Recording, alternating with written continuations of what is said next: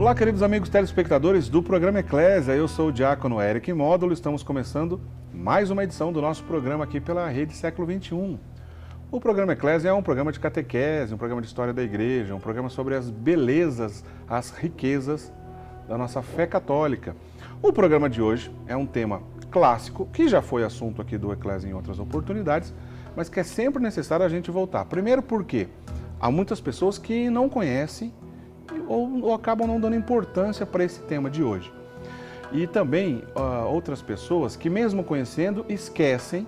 E é como se nós tivéssemos uma espécie de alívio em nossas mãos, que a gente pudesse aplicar esse alívio, mas geralmente a gente não faz porque a gente não conhece.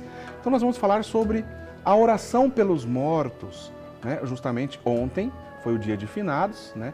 O dia de todos os fiéis defuntos, né? Solenidade dos fiéis defuntos. E hoje nós vamos lembrar, né, de que maneira nós podemos ajudar os fiéis defuntos que estão lá no purgatório e como a igreja ensina todas essas verdades de fé. Estamos ao vivo. Você pode ligar para a gente, alguma pergunta relacionada ao purgatório, sobre a indulgência plenária. O que é a indulgência plenária? Né? Como é que a igreja nos ensina a aplicar a indulgência plenária para os fiéis defuntos nesse período? É sobre tudo isso que a gente vai conversar. Né? O Padre Guido Montinelli está aqui ao meu lado e ele que vai nos ajudar nesse assunto. Boa noite, Padre Guido. Boa noite, diácono Eric. Meu abraço fraterno para cada um de vocês, meus amigos, que nos acompanham pelas imagens da Rede Século XXI. É verdade, todo o mês de novembro é um mês que é particularmente repleto de comemorações, de emoções, não sempre positivas, pensando exatamente nas pessoas queridas que nos precederam na vida eterna, que passaram uma longa, oculta temporada junto conosco e de repente a morte levou consigo. É um pensamento, digamos assim, muito profundo que nos acomuna, porque a morte, como sabemos, não olha na cara de ninguém. Podemos ter um nome, sobrenome diferente da nossa família, nesse caso até da nossa nacionalidade, mas todos vamos morrer. É interessante, diante de uma pessoa morta e diante de todos os mortos, o que nós aqui na Terra podemos fazer? O Catecismo da Igreja ensina a oração pelos mortos. Por que rezamos pelas almas? A resposta não é difícil. Desde a primeira página da Bíblia, onde está escrito que fomos criados à imagem e semelhança de Deus, se Deus é eterno, nós também somos eternos. Não eternos aqui na Terra, onde, repito, podemos passar por uma longa temporada ou não, mas somos chamados para a vida eterna, e para a vida eterna devemos entrar limpos. Eis porque a oração pelas almas tem a finalidade de ajudar as almas que estão aguardando a sua vez de chegar no céu, para poder entrar definitivamente na glória celeste. Quando a gente fala sobre isso, Padre Guido, tem um nome, né? Novíssimos. Né? O que significa essa palavra? Né? Quando a gente fala sobre os novíssimos, a gente está falando sobre o quê? Exato, uma palavra novíssimo, uma palavra que também não usamos muito em português, mas que está gravada no Catecismo da Igreja Católica. São a realidade últimas da nossa vida e do nosso ser. A morte, o julgamento imediato da nossa vida, o inferno e o paraíso. São as últimas grandes verdades. Novo, em língua latina, significa novidade, e novíssimo significa a última novidade da nossa vida. O que é que espera por nós logo após a nossa morte? E devemos pensar seriamente nas consequências da nossa morte, porque aqui na Terra, seja por pouco tempo ou até por muitos anos, somos chamados a semear e colher frutos que nos possam garantir a vida eterna. Ô Padre Guido, nós sabemos que a igreja é o corpo místico de Cristo. Né? Cristo é a cabeça, nós somos os membros, pois somos batizados. E há 3 instâncias, níveis, vamos dizer assim, dessa mesma igreja. Aqui da Terra, nós somos, todos nós, né? Estamos na igreja militante. O céu é a igreja triunfante, onde está a Virgem Maria e os santos lá já chegaram no céu, a igreja triunfante. E há também a igreja padecente, que é justamente o purgatório. Quando a gente fala sobre as almas e por que rezar por elas, a gente está falando, obviamente, também dessa realidade chamada purgatório. Perfeito. Eu sei que o senhor já explicou isso para a gente, mas eu queria ainda voltar a esse assunto. Perfeito. Por que nós temos certeza que o purgatório existe, Padre Guido? Certo. Em primeiro lugar, quando nós realizamos a nossa profissão de fé, a um certo ponto nós dizemos, creio na comunhão dos santos.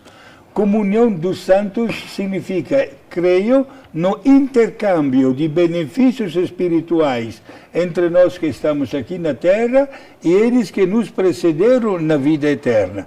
Sabendo que na vida eterna, como acabei de dizer há poucos instantes, devemos entrar bem purificados. Se nós não estivermos nestas condições, eis que existe um estado, não é um lugar físico, um estado da alma que nós chamamos de purgatório, que seria como uma sala de espera para o céu.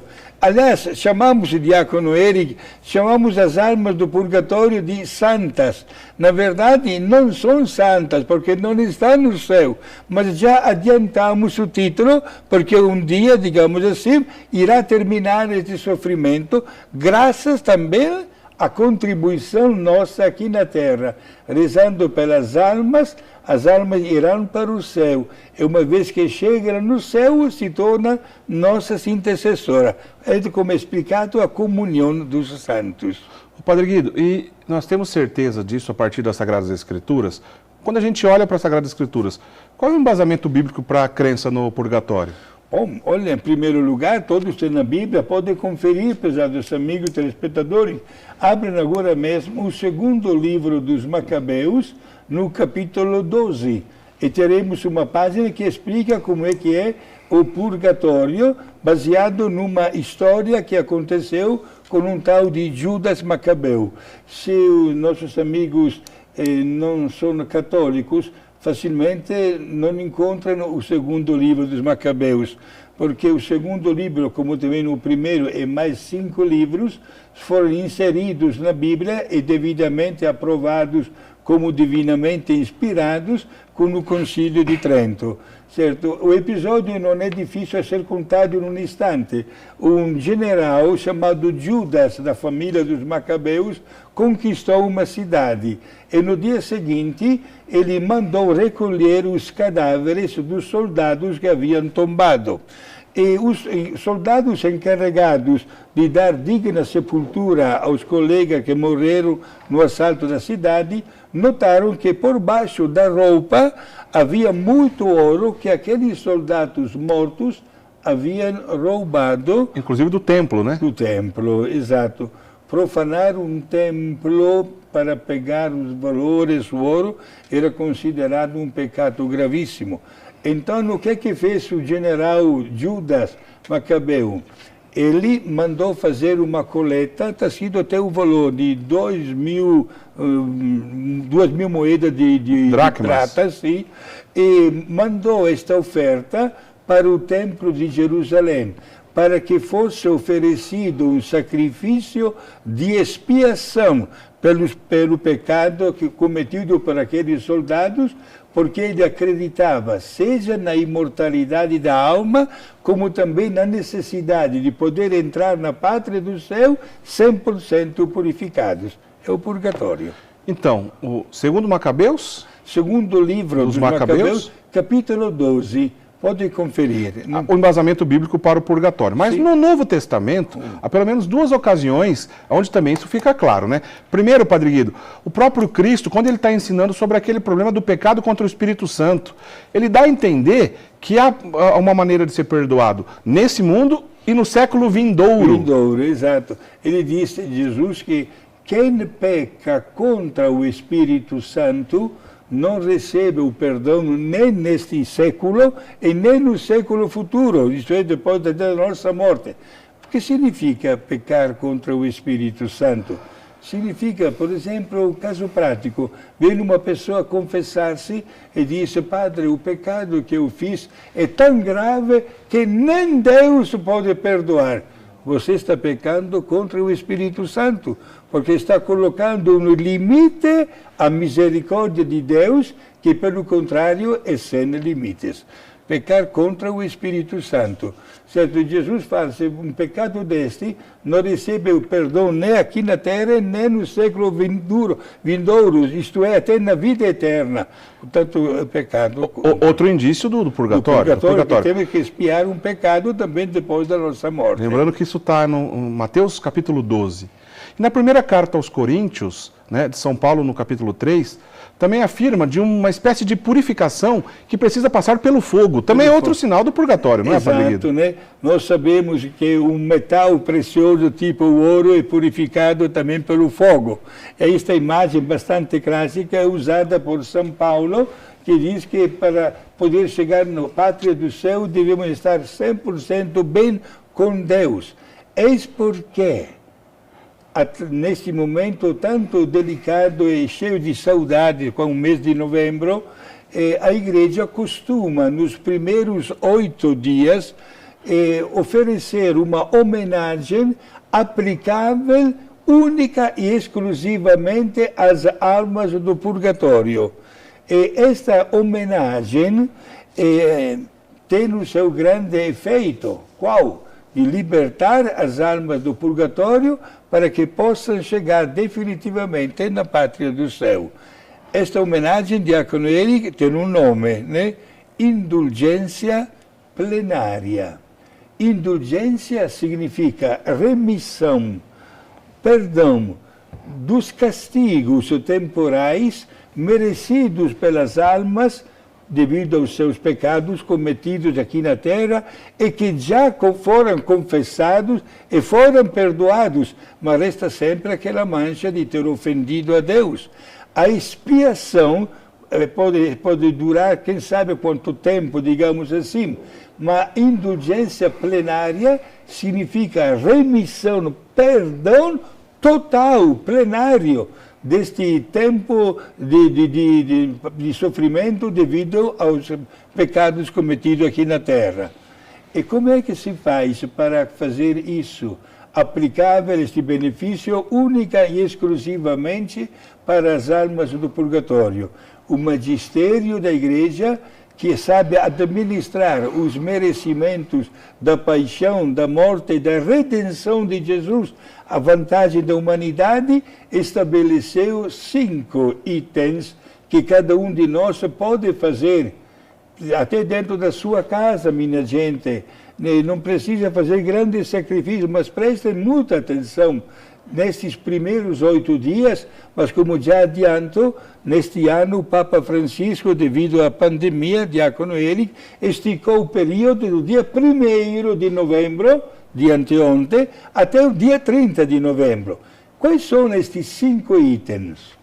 Visitar um cemitério ou uma igreja que não pode caminhar, tem dificuldade, e rezar pelos mortos. Os cemitérios parecem, digamos assim, reviver com tanta gente, flores, etc. Mas não esqueça que não é um lugar de encontros e nem de conversas paralelas. É um lugar sagrado de silêncio e de muita oração. Quem não pode ir no cemitério, vai numa igreja ou numa capela e reze pelas almas.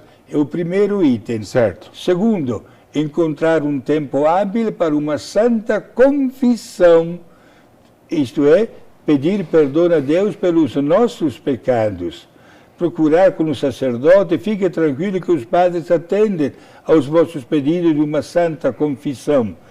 Terceiro item, oferecer a Santa Comunhão Eucarística em sufrágio das almas. Quarto, rezar com alegria e com firmeza de fé a nossa profissão de fé, o nosso credo. E último item, fazer uma oração espontânea, geralmente um Pai Nosso, nas intenções do Santo Padre, o Papa. Vale a pena repetir mais uma vez, né? Visitar um cemitério ou uma igreja e rezar pelas almas, confessar-se, oferecer a Santa Comunhão Eucarística pelas almas, rezar a profissão de fé e rezar nas intenções do Santo Padre, o Papa. Agora, meus amigos, algumas pessoas já me telefonaram. Dizem, Padre Guido, vem cá, eu não tenho nenhuma dúvida que a alma daquela pessoa que estava na nossa família era um santo, era uma santa, já está no céu, eu acredito que está no céu. Vem cá, Padre Guido, se eu faço estes 5 itens para ajudar a alma desta pessoa, e esta alma não está no purgatório, porque já está no céu, eu estou perdendo o meu tempo? De jeito nenhum. Quando acontece isso, Diácono Eric, Deus, na sua sabedoria e divina providência, aplica a tua oração para uma outra alma do purgatório mais necessitada. Como também o contrário, é bom que os nossos amigos telespectadores saibam. Se a gente faz estes 5 itens para uma alma que, na verdade, resistiu à graça de Deus até o último instante da sua vida e, portanto, não está no purgatório, Deus irá aplicar o fruto da minha oração para uma outra alma mais necessitada. Muito bem, recapitulando então, né? Todas as vezes que um fiel confessa o seu pecado, você não carrega mais a culpa daquele pecado. Portanto, você não merece mais o inferno, Deus te perdoou. A culpa do pecado foi apagada. As consequências desse pecado, uma outra maneira de falar nisso, a mesma coisa, né? As penas temporais desse pecado, justamente serão essas penas que nós vamos pagar no purgatório. É possível também aqui na Terra, com obras de misericórdia, orações, diversas maneiras durante o ano litúrgico, também alcançar aqui na Terra para nós a indulgência plenária. Então o que é indulgência? Indulgência é quando a Igreja recorre aos méritos eternos de Cristo e vem ao favor de um fiel para tentar ser livre dessas penas temporais. As penas temporais são as consequências do pecado, que pagaremos ou aqui ou no purgatório, né? Então, nesse período, do dia 1º ao dia 8, né, de novembro, essas indulgências são aplicadas apenas às almas do purgatório, que era o que o Padre Guido estava explicando agora. A exceção é que nesse ano de 2020, devido à situação da pandemia, a Igreja, através do Papa Francisco, através da Penitenciaria Apostólica, que é o setor do Vaticano que cuida disso, estendeu a todo o mês de novembro, para que possa, no dia 1º, até o final de novembro, fazer então esses pedidos da indulgência plenária, que no ano comum é só até o dia 8. Tá claro?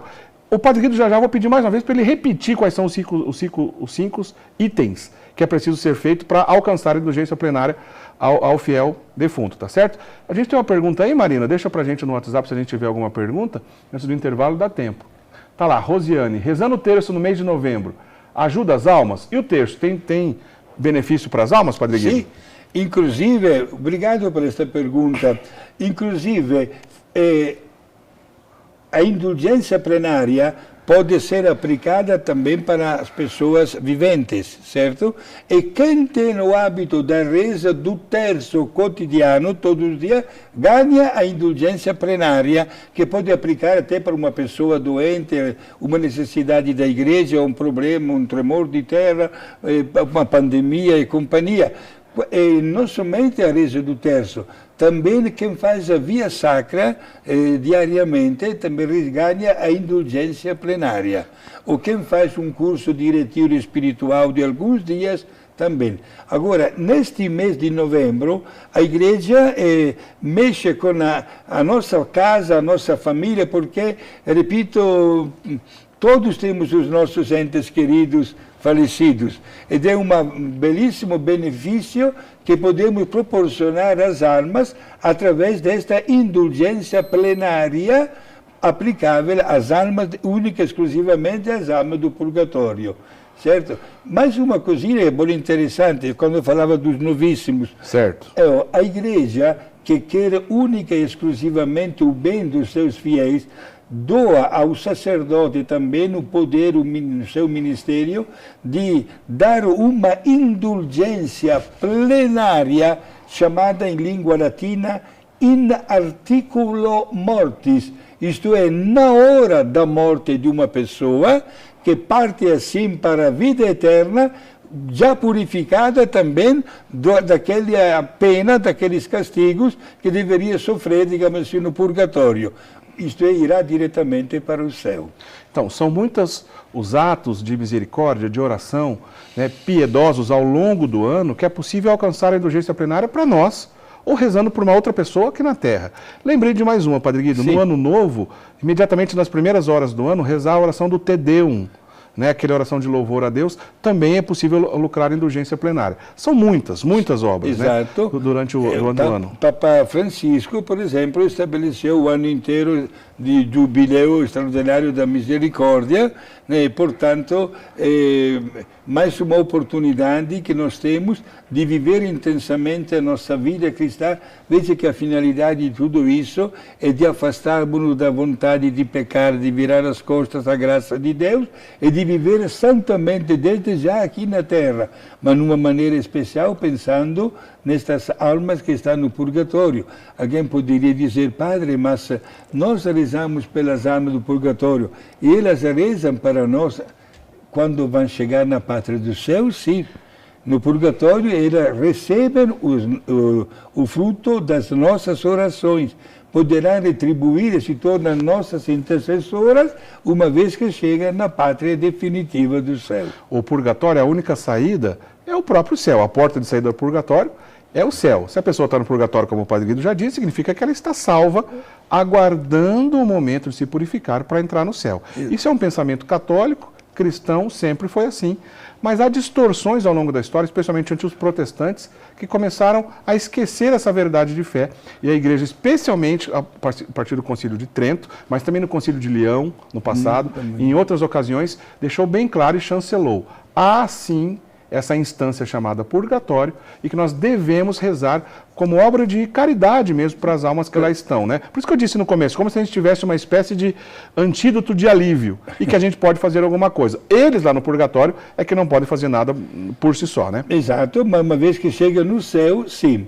Interessante na vida de Santa Teresinha, chamada do Menino Jesus, porque o Menino Jesus lhe aparecia frequentemente. Um dia, lá no mosteiro de Lisieux, na França, a Madre Superiora disse para Teresinha: a próxima vez que te aparece um Menino Jesus, pergunta-lhe em meu nome quando é que no decorrer do ano mais almas do purgatório vão para o céu. 2 dias depois apareceu o Menino Jesus. E Teresinha, muito humilde e sempre obediente, fez esta pergunta ao Menino Jesus. Veja qual foi a resposta do Menino Jesus. Isso acontece de uma maneira especial 2 vezes ao ano. No dia de Natal, lembrando a minha chegada na Terra, 25 de dezembro, e no dia de Finados, ontem. Olha só quantas almas ontem, graças à nossa oração, graças à Santa Missa, graças à nossa confissão, na nossa Eucaristia, a nossa oração pelo Papa e, sobretudo, graças à profissão da nossa fé, deixaram para sempre o purgatório e do alto do céu já estão intercedendo para o nosso bem. Padre Guido, a gente vai para o intervalo. Na volta eu queria perguntar para o senhor algumas coisas. Por exemplo, quando eu vou rezar por uma alma do purgatório, eu posso escolher para quem rezar? Ah, queria rezar pela alma do meu avô que faleceu, ou de um conhecido. É possível? Ou a gente tem que rezar de maneira geral? Essa é a primeira pergunta. Depois, se a gente pode tentar lucrar as indulgências plenárias, já que está estendido a todo mês de dezembro, mais que uma vez. Novembro, todo mês de novembro. Se a gente pode fazer isso mais que uma vez nesse mês de novembro, o senhor responde para a gente. E também, Padre Guido, queria que, ainda antes da gente terminar o programa hoje, o senhor desse uma palavrinha sobre um santo da tua terra, que é o dia dele amanhã, pelo menos uma palavrinha sobre ele, tá certo? Então, olha, aproveita, liga para a gente, para fazer sua pergunta, agora no intervalo. Aliás, o telefone que a gente sempre divulga aqui para que você possa fazer sua pergunta, o seu comentário, é o mesmo telefone que as nossas atendentes estão lá disponíveis nesse momento, para de repente fazer o seu cadastro, se você ainda não é sócio da Associação do Senhor Jesus, e que nos ajuda a manter a Rede Século XXI no ar. Graças a Deus, você querido sócio, que colabora todo mês, nos ajuda a manter essa obra de evangelização no ar. Se você gosta do programa Eclésia, se você acha importante o trabalho que a gente está fazendo, nos ajude a manter no ar, sendo sócio Liga agora, nossos atendentes vão te indicar como é que você faz para ser sócio, como é que você faz para receber na sua casa a revista Brasil Cristão, que é uma revista super interessante também de evangelização. E já agradeço todos os queridos sócios que nos ajudam a manter esse programa, o programa Eclésia, e tantos outros aqui da casa, tá bom? Então não sai daí, já já a gente volta sobre essas questões aqui que eu vou pedir para o Padre Guido explicar, né? Será que é possível rezar por mais de uma pessoa no mês de novembro? Olha só, não sai daí, a gente volta já já, o assunto está interessante aí.